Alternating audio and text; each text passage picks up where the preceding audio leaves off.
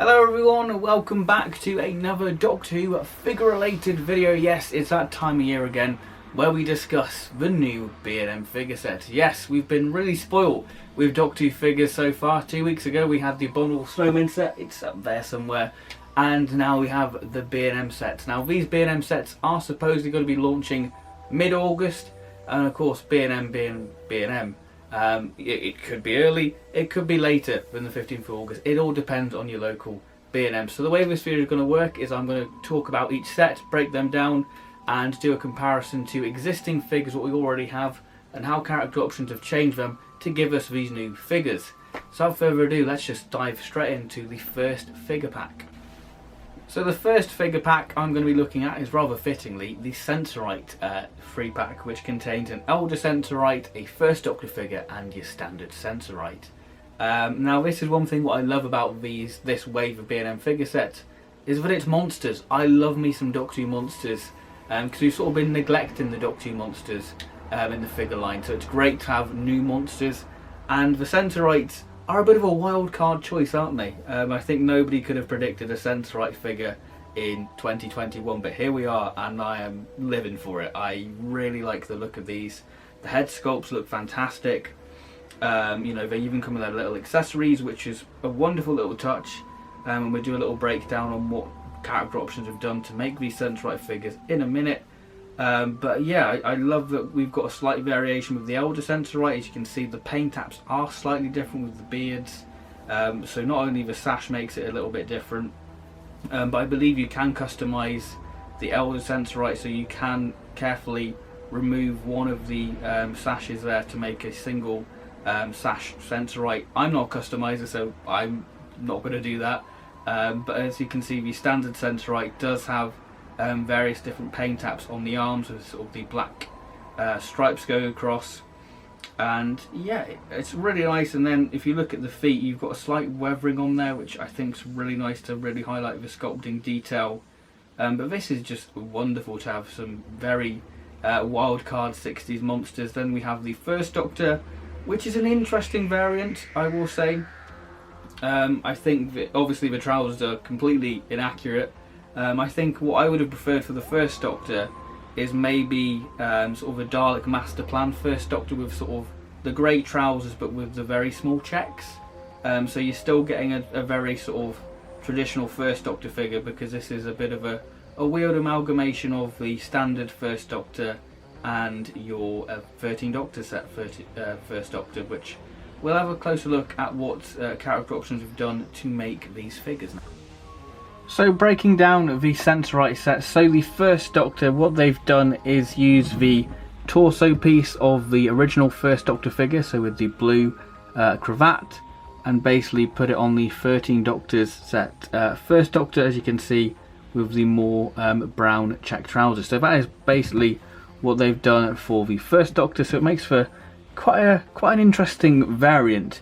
In terms of Sensorites, they've used the Axon body and sort of Sharajek body, but used the legs of Sharajek, as the Sharajek figure has articulation at the bottom, and basically they've retooled the legs to accommodate the Sensorite feet, but it is very much your same body what we're seeing on these two figures. So that is basically the Sensorite set, so it's rather simple. The second set now, again, a very exciting one, probably the most exciting one for many people, is the Keys of Marinus set, containing a Vord, an Ian Chesterton, which is incredible to have our first 1960s companion, Ian, and another Vord. So this is great. I mean, this is one thing what I will say about the Sensorite set and the Keys of Marinus set. It is a good little army builder. It gives people a chance to army build, and you know, I'm sure if you're a customizer you can find ways of making a version of the First Doctor or Ian as well. So this is a really nice set. The Vord have been one of those figures what have sort of been a no-brainer, you know, ever since the Sharajek figure came out. A lot of people said, well, if you just make a new head sculpt, you've got a Vord.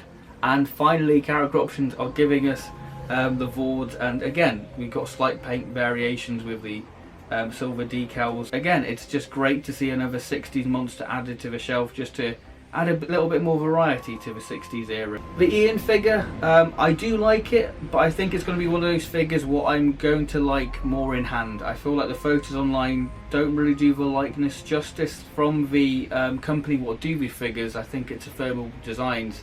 They put up some photos of this figure from the sort of the head sculpt, and it looks like a dead ringer to William Russell.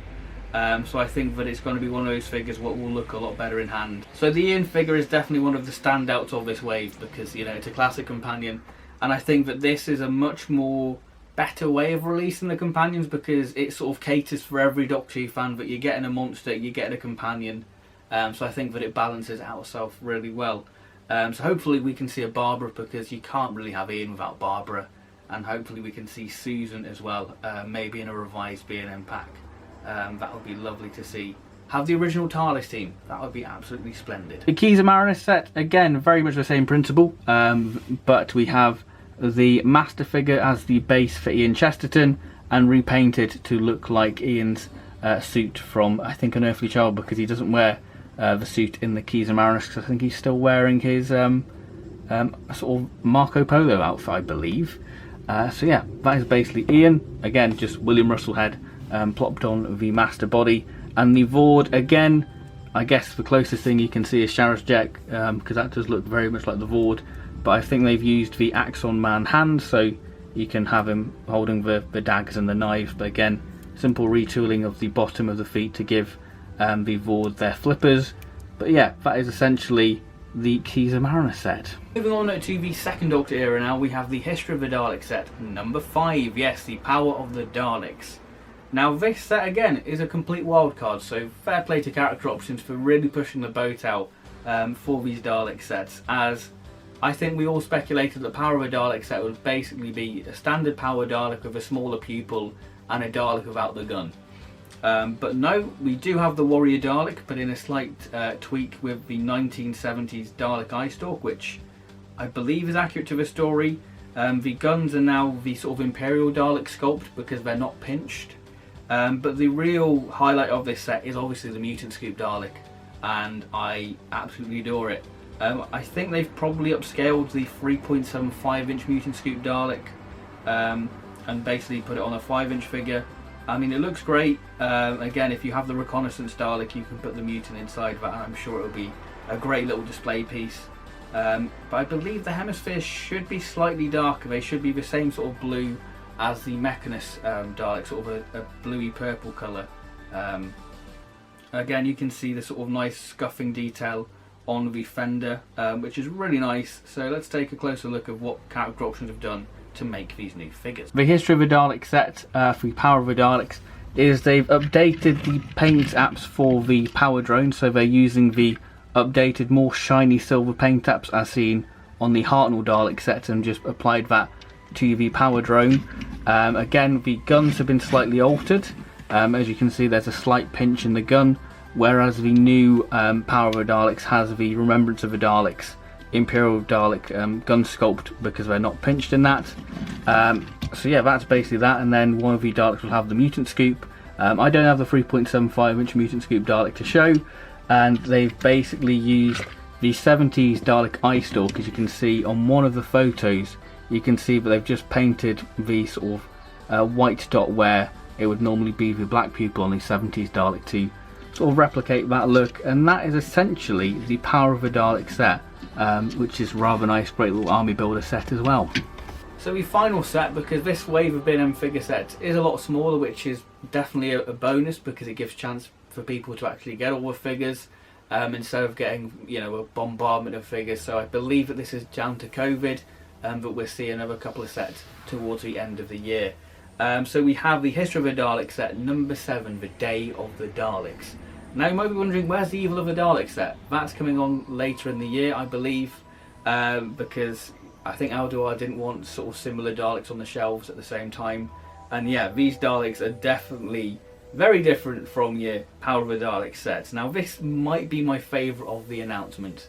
Maybe because I'm a massive Pertwee fan, and to have actual accurate Pertwee Daleks is incredible. And I feel really bad saying that, because we've got an Ian figure, Vord and Sensorites. But no, I'm excited for some pre-painted Daleks, because you know what, you can never have too many Daleks.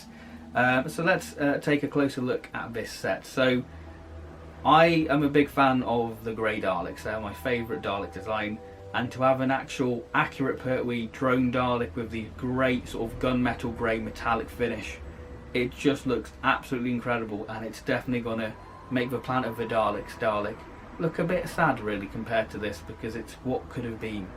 It's a bit of a shame that this twin pack isn't a free pack, because if you had 3 Daleks in this, you've basically got your Day of the Daleks army. But yeah, the Supreme Dalek is great with the updated gold paint apps, and definitely made it more accurate with the sort of the gold neck area, and now the sort of silver plunger and the gold gun, whereas I believe it was a gold ball joint on both of them on the original release. Now if you have the original release, you might be umming and ahhing about this, but you know what, you can say that the original's from Frontier in Space and the new one is the Day of the Daleks one. I have to say that I really do love the metallic finish on both of these Daleks. It is really, really stunning stuff, and I cannot wait to get it set in hand. Moving on to the history of the Dalek set for Day of the Daleks. So what have they done? So again, they've used your standard 70s Dalek. So this is your Planet of the Daleks drone Dalek from the sound effects wave. It's the closest thing we have to a Pertwee drone Dalek, and they've essentially give it the nice gunmetal grey metallic finish to it, so that's really gonna pop alongside the other Dalek figures and really stand out. And yeah, it's going to be great to have an actual accurate Pertwee drone Dalek. So this is going to be great, and it's going to make this look a little bit sad, isn't it really? Because it does look very similar to a Genesis Dalek, but it is slightly different to a Genesis Dalek. But the Supreme, on the other hand, has had probably the most notable work done to it, as it will have the gold neckbin section, and the silver ball joint on the plunger will now be silver to replicate how it was in the show. And we'll have a new sort of skirt piece there, well, a sort of a double fender, I believe. And that'll be that, and it'll have the ridged dome lights. So that is the Day of the Daleks History of the Dalek set. That's what they've done. So there we have it. That is my thoughts on the summer lineup of B&M figure sets. All very exciting stuff, definitely catering for many Doctor Who fans' need, from your monsters to your Daleks to your companions. This wave has it all really. Which is incredibly exciting. I can't wait to get these figures in hand, and of course I will be reviewing them. It's just a question of trying to find them in the shops now. The hunt begins for the B&M figure set. So if you've enjoyed this video, then please do give it a like, because it pleases the YouTube gods. And if you like the content, then please do subscribe, because there's plenty more figure related content coming. Obviously the reviews of the B&M figure sets, and of course some throwback reviews as well. So thank you very much for watching, and I'll see you next time for more Doctor Who related content. Bye bye.